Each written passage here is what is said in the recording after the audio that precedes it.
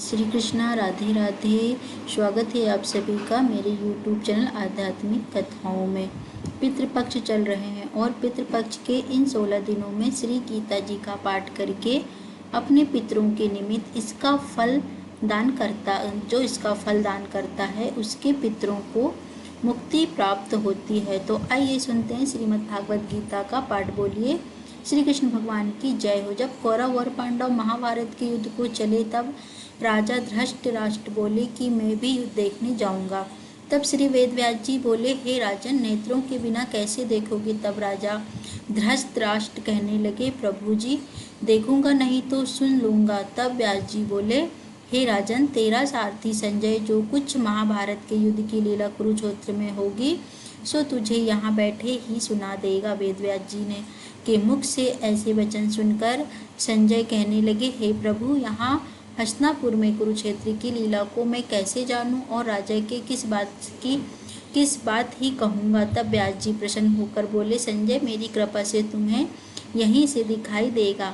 व्यास जी के इतना कहते ही संजय की दिव्य दृष्टि हो गई और बुद्धि भी उनकी दिव्य हो गई।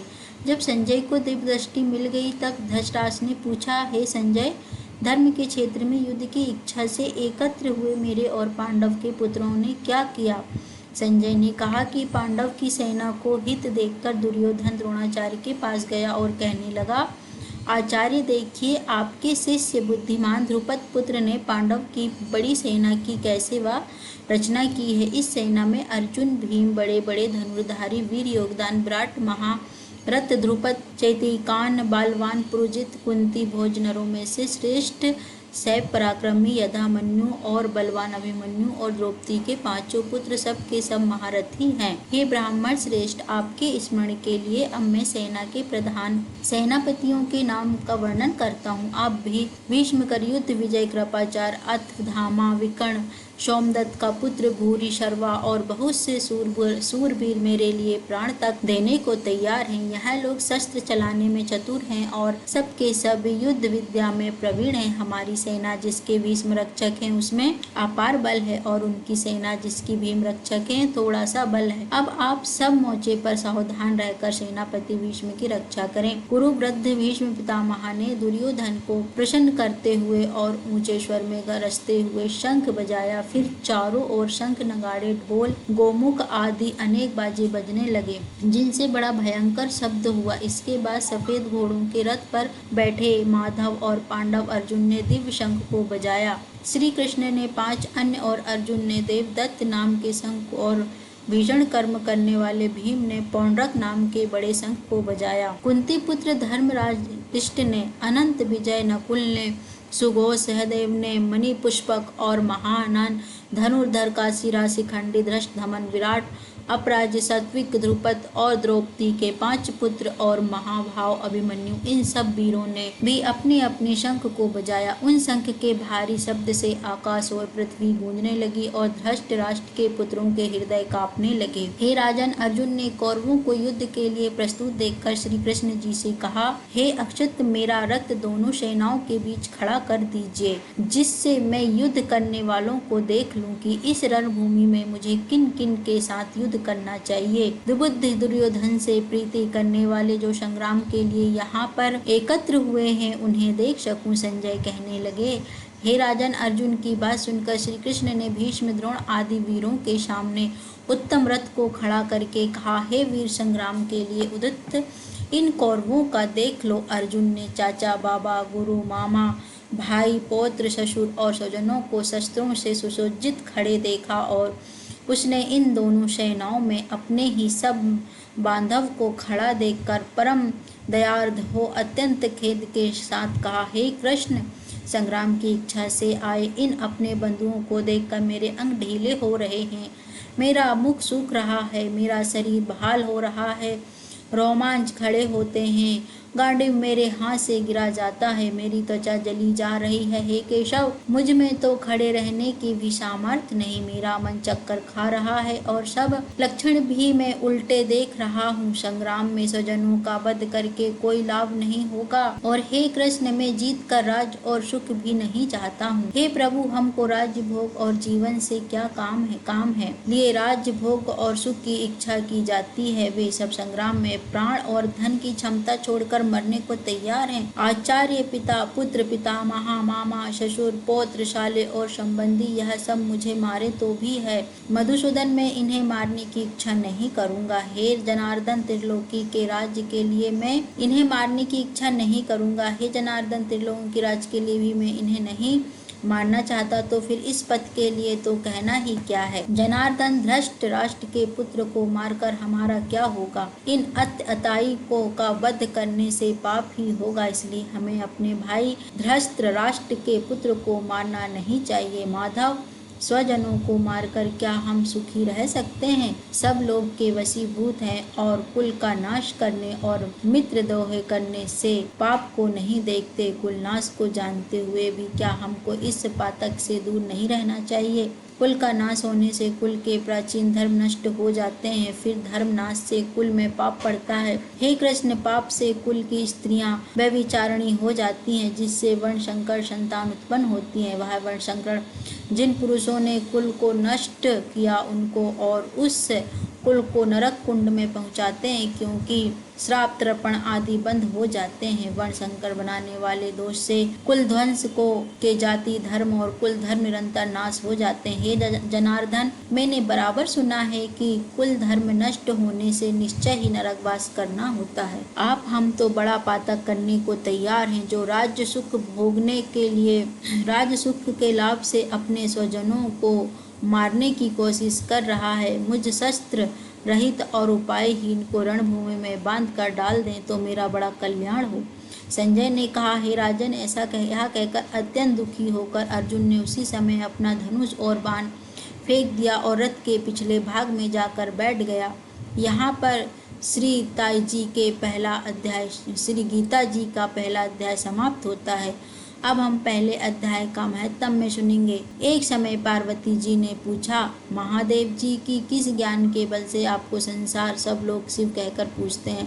मृग छाला, बागंबर, अंगों में शमशान की विभूति लगाए, गले में सर्प और नरमुंडों की माला पहने हुए, इसमें तो कोई भी पवित्र नहीं, फिर आप इस ज्ञान से पवित्र माने जाते हैं। आप मुझ पर कृपा करके कहिए। तब महादेव जी बोले, हे प्रिय, सुनो, गीता के ज्ञान के हृदय में धारण करने से मैं पवित्र माना जाता हूँ और इस ज्ञान से मुझे 12 के कर्म नहीं व्याप्त। तब पार्वती जी ने कहा, हे भगवान, जिस गीता ज्ञान की आप ऐसी स्तुति करते हैं उसको श्रवण करने से कोई कृतार्थ भी हुआ है? तब श्री महादेव जी ने कहा, इस ज्ञान को सुनकर बहुत से जीव कृतार्थ हुए हैं और आगे भी होते रहेंगे। तुमसे एक पुरातन कथा कहता हूँ, तुम श्रवण करो। एक समय पाताल लोक में शेषनाग की शैया पर श्री नारायण जी ने नेत्र मूंद कर आनंद में मग्न थे। उस समय भगवान के शरण दबाती हुई श्री लक्ष्मी जी ने पूछा, प्रभु, निद्रा और आलस तो उन पुरुषों को व्याप्त है जो पुरुष तामसी हैं, फिर आप तो तीनों गुणों से अतीत हो। श्री नारायण प्रभु वासुदेव हो, आप जो नेत्र बंद रहे हो, यह मुझे बड़ा आश्चर्य है। तब श्री नारायण जी बोले, हे लक्ष्मी, मुझको निद्रा और आलस्य नहीं व्याप रहा। एक शब्द रूप जो भगवान गीता में, उसमें जो ज्ञान है उसके आकार रूप है, वैसे यह गीता शब्द रूप अवतार है। इस गीता में यह अंग है, 5 अध्याय है, मेरा मुख है, 5 अध्याय मेरी पूजा है, 11वां अध्याय मेरा हृदय और मन है, 6वां अध्याय मेरा उदर है, 6वां अध्याय मेरी जंगा है, 18वां अध्याय मेरे चरण है। गीता के सब श्लोक मेरी नाड़ियों में हैं और जो गीता के अक्षर हैं वही मेरे रोम हैं। ऐसा मेरा शब्द रूपी जो गीता ज्ञान है, उसी के अर्थ को मैं हृदय में विचार करता हूँ और बहुत आनंद को प्राप्त होता हूँ। लक्ष्मी जी बोली, हे नारायण जी, जब श्री गीता जी का इतना ज्ञान है तो उसको सुनकर कोई जीव भी कृतार्थ हुआ तो मुझसे कहो। तब श्री नारायण जी ने कहा, हे लक्ष्मी, गीता ज्ञान को सुनकर बहुत से जीव कृतार्थ हुए हैं और तुम ध्यान से सुनो।